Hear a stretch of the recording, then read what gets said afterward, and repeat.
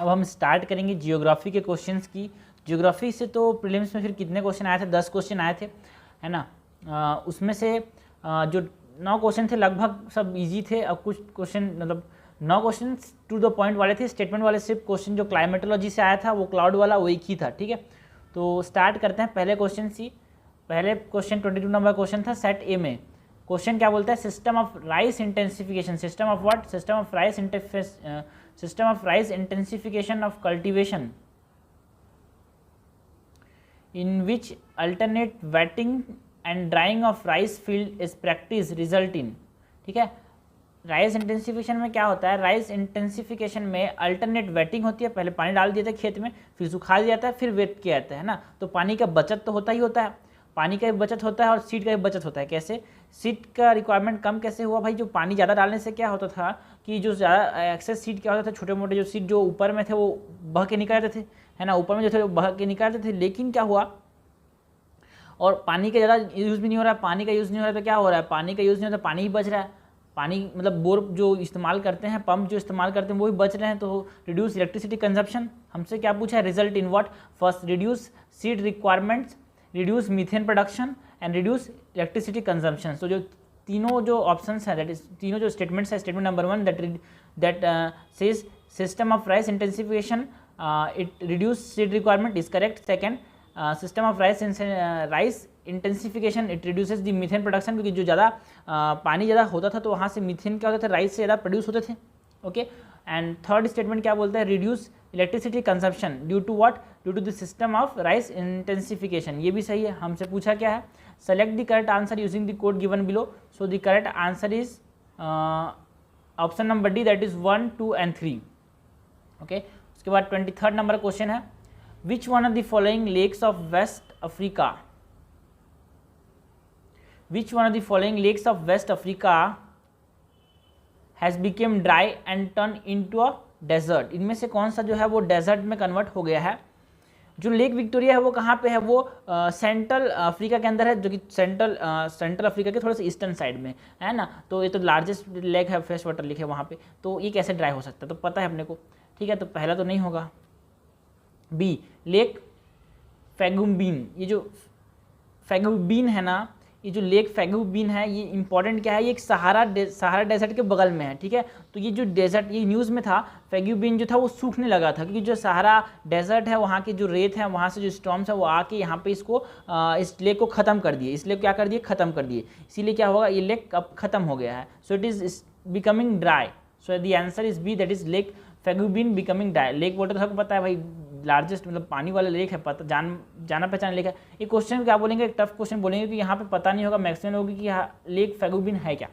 Okay, maximum लोगों को पता नहीं होगी लेक फैगुम्बीन है क्या। ओके, 2 क्वेश्चन हो गए, 10 क्वेश्चन थे। उसके बाद नेक्स्ट क्वेश्चन क्या है, नेक्स्ट क्वेश्चन है 24 नंबर का, Gandikota canyon of South India.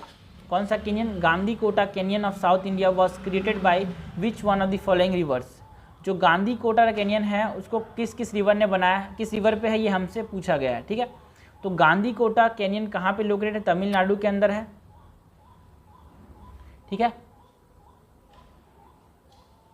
And it is located on the Pennar river, ठीक है। पेन्नार रिवर ये न्यूज़ में क्यों था, क्योंकि यहाँ पे टूरिज्म के लिए क्या किया गया था, टूरिज्म के लिए रोपवेज बनाए गए थे। टूरिज्म के लिए क्या बनाए गए थे, रोपवेज।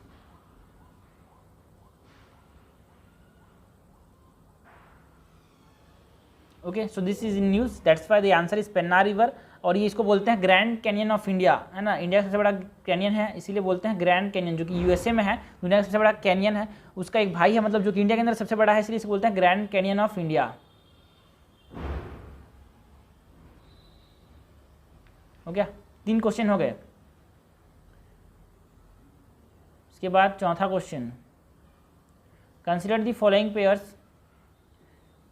कुछ पीक्स दिए हैं और उनको कौन से माउंटेन रेंजेस में हमको इससे मैच करना है। पहला है नामचा बरवा, ठीक है। तो जो नामचा बरवा है वो कहाँ पे है, ये गढ़वाल हिमालयस में नहीं है। गढ़वाल हिमालयस कहाँ पे है, उत्तराखंड के अंदर है। सो ये उत्तराखंड के अंदर नहीं है, ये कहाँ पे है, एक नामचा बरवा एक सेंटेंशियल बैंड है, जहाँ से हिमालयस जो होते हैं वो कंटिन्यू करते हैं इंडिया की तरफ, ठीक है। तो हमको ये पूछा है कि नामचा बरवा कहाँ है, और यहाँ पे क्या होता है, जो नामचा बरवा है, सपोज ये नामचा बरवा का जो पॉइंट है, यहाँ पे क्या होता है, जो अपने पास रिवर्स होते हैं जो ब्रह्मपुत्र है, जैसे यहाँ पे सेंटेंशियल बैंड लेता है और इंडिया में एंटर करता है, ठीक है। तो ये कहाँ पे है, it is in Arunachal Pradesh है, नॉट इन गढ़वाल हिमालयस, क्योंकि गढ़वाल हिमालयस कहाँ पे, उत्तराखंड के अंदर, तो पहला नहीं होगा। हमसे पूछा क्या है, हमसे पूछा है करेक्टली मैच, ठीक है। And second option, second statement क्या बोलता है, नंदा देवी, नंदा देवी कहा कमाऊ हिमालयस, बिल्कुल सही है। कमाऊ हिमालय वो रीजन है उत्तराखंड का जहाँ पे हम सीधा बोल सकते हैं जो नंदाकिनी जहाँ से ओरिजिनेट करती है ना, उसी के एक एरिया, उसी एरिया में है कमाऊ हिमालयस। और ये सही स्टेटमेंट, ये सही पीक है कि जो नंदा देवी का जो पीक है वो कहाँ पे है, नंदा देवी का जो पीक है वो कहाँ पे है, कमाऊ हिमालयस के अंदर है, ठीक है। Third, Nokrek, Nokrek wild life sanctuary सबको पता है, नोकरेक नेशनल पार्क सबको पता है। तो ये नोकरेक जो है वो कहाँ पे है, मेघालय के अंदर, नोकरेक है मेघालय के अंदर। हमसे इसको मैच किया है सिक्किम हिमालयस से।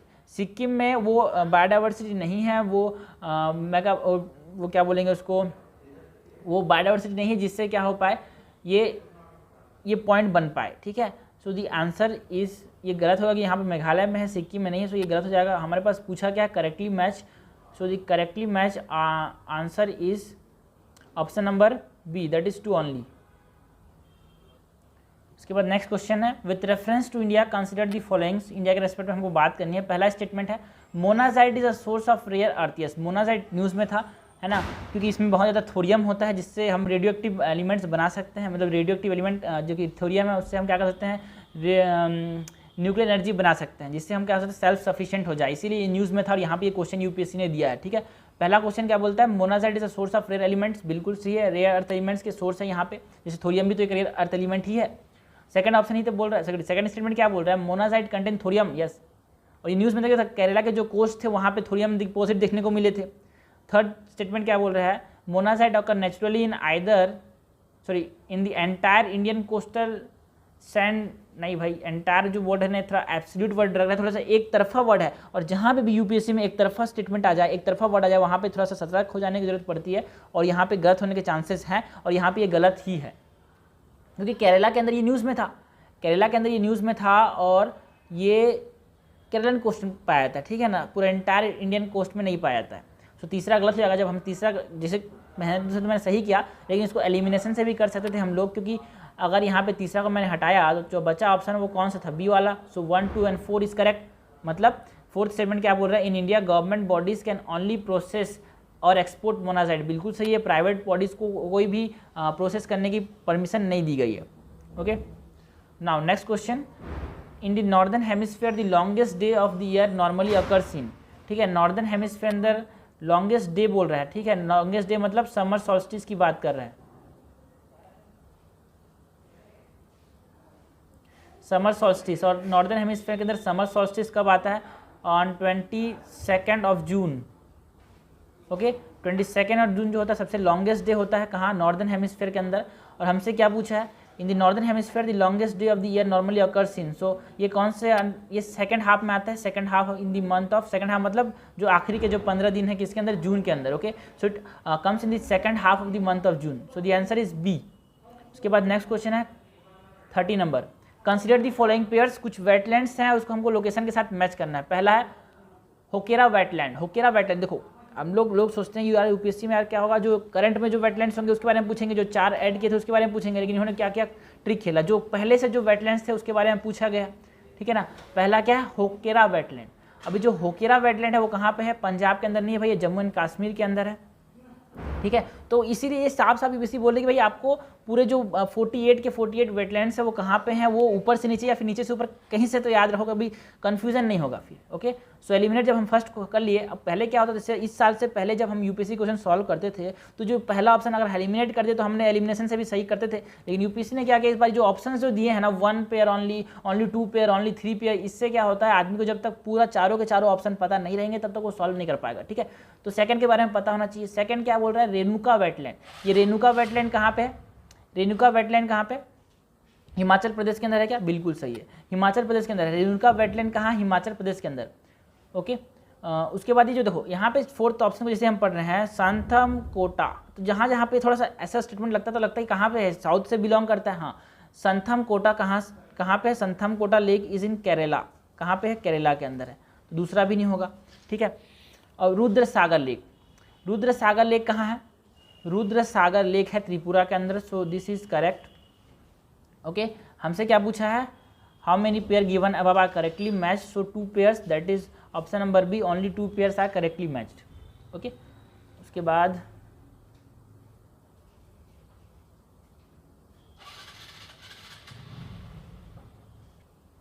उसका जो क्वेश्चन है 62 नंबर का, consider the following states Andhra Pradesh, Kerala, Himachal Pradesh and Tripura, how many of the above are generally known as tea producing state. ठीक है, तो पहले तो हमको ये पता होना चाहिए कि टी प्रोड्यूसिंग स्टेट बोलते किसको हैं। ठीक है, तो टी प्रोड्यूसिंग स्टेट ऐसे स्टेट को बोलते हैं जहाँ क्या हो,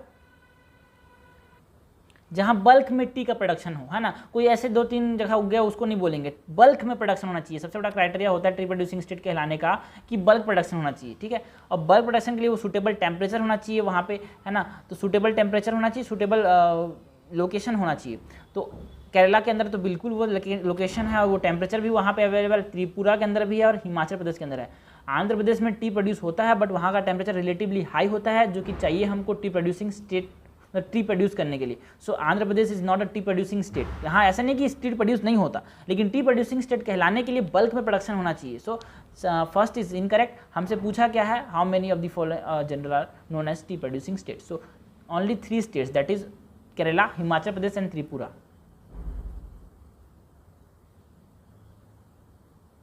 ओके, उसके बाद जो क्वेश्चन है वो है consider the following pairs, reservoirs हैं और कहाँ पे स्टेट्स के साथ उनको लोकेट करना है। ठीक है, पहला है घाटप्रभा। जो घाटप्रभा है वो कहाँ पे है? तेलंगाना के अंदर नहीं, ये घाटप्रभा है वो ट्रिब्यूटरी है कृष्णा का, और कृष्णा रिवर के जो ट्रिब्यूटरीज हैं वो कहाँ पे देखने को मिलेंगे अपने को? कर्नाटका के अंदर मेनली घाटप्रभा, जितने प्रभा है। Okay, so first is incorrect. Second Gandhi Sagar. देखो पहले होता था हम लोग एलिमिनेशन से यहाँ पे इस्तेमाल कर लेते, लेकिन अब यूपीएससी ने हमसे गेम खेला है कि एलिमिनेशन का जो अपने पास एक हथियार था वो हथियार हमसे छीन लिया है। ठीक है, सो यहाँ पे सेकंड जो है गांधी सागर। गांधी सागर कहाँ पे है? Gandhi Sagar is on Chambal river and it is located in the state of Madhya Pradesh, so this is correct. Third statement Indira Sagar Andhra Pradesh में है, बोल रहा है, ये गलत है। इंदिरा सागर जो है वो नर्मदा के ऊपर है and it is in the state of what? It is in the state of Madhya Pradesh.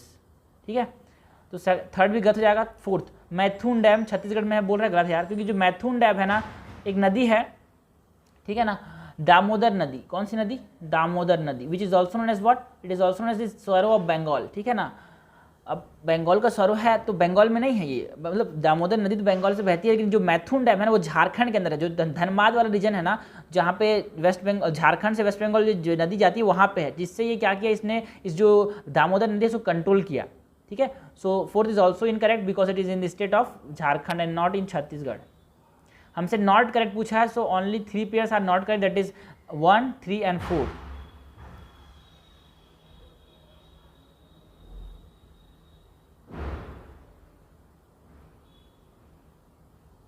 Now moving to the last question of the geography. ये क्या बोलता है? Consider the following pairs. 81 number question है। Consider the following statements. पहला है high cloud primarily reflect solar radiation and cool the surface of earth. देखो अगर यहाँ पे ये अर्थ का सरफेस और यहाँ पे हाई क्लाउड है तो ये क्या बोल रहा है? रिफ्लेक्ट कर रहा है। ठीक है, तो मैंने माना यहाँ पे अर्थ के रेडिएशन को रिफ्लेक्ट किया, जिससे कूल थोड़ी ना किया भाई, ये तो वार्म कर रहा है। रिफ्लेक्ट किया तो अर्थ में वापस रेडिएशन आया तो it is warming and not cooling, so this is incorrect.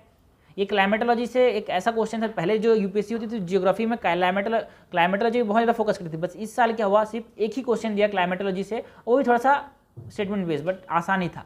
Second क्या बोलता है? Low cloud have high absorption. Suppose मैंने मान लिया कि यहाँ पे ये लो क्लाउड्स हैं, यहाँ पे लो क्लाउड्स हो गए, क्या बोलता है? Low cloud have high absorption of infrared radiation emanating from the earth surface and thus causing global warming. ठीक है, तो ये जो लो क्लाउड्स होते हैं वो क्या करते हैं, जो सन से जो रेडिएशन आ रहा है उसको ब्लॉक कर देते हैं। जैसे कि लो क्लाउड्स में निम्बस क्लाउड्स आते हैं और निम्बस क्लाउड्स आते हैं, स्टेटस है ना। जो अपने पास जो हाई क्लाउड्स होता है उसमें कौन सा आता है? सीरस क्लाउड है ना, सीरो स्टेटस, सीरो जो सीरस जितने भी सब, जिसके पीछे में भी सब सीरो आ गया वो सब कहाँ? हाई, और जिसके नीचे में स्टेटस आ गया या फिर निम्बस आ गया वो सब लो। ठीक है, तो जो लो होते हैं वो क्या करते हैं? जैसे कि हम इसे बोलते हैं ना भाई बादल वाले दिन में क्या होता है? गर्मी पड़ती है। सो ये तो पहला स्टेटमेंट वही बोल रहा है, हाई क्लाउड से क्या होता है? गर्मी होती है, not cooling. Okay, so first is incorrect and second is also incorrect because जो सेकंड है इसमें बोलता है low cloud have high absorption of infrared radiation emitting from the earth surface and thus causing global warming effect. No, low cloud से क्या होता है, अर्थ में जो हीट आ ही नहीं पाती, रेडिएशन आ ही नहीं पाती, जिससे क्या नहीं हो पाता, अर्थ हीट नहीं हो पाता, so it leads to cooling. पहला में हीटिंग हो रहा है, दूसरा में कूलिंग हो रहा है, सो दोनों अपोजिट होगा एक दूसरे के। हमसे पूछा क्या है, करंट बताइए, करंट क्या हो जाएगा, नाइदर वन नॉट टू।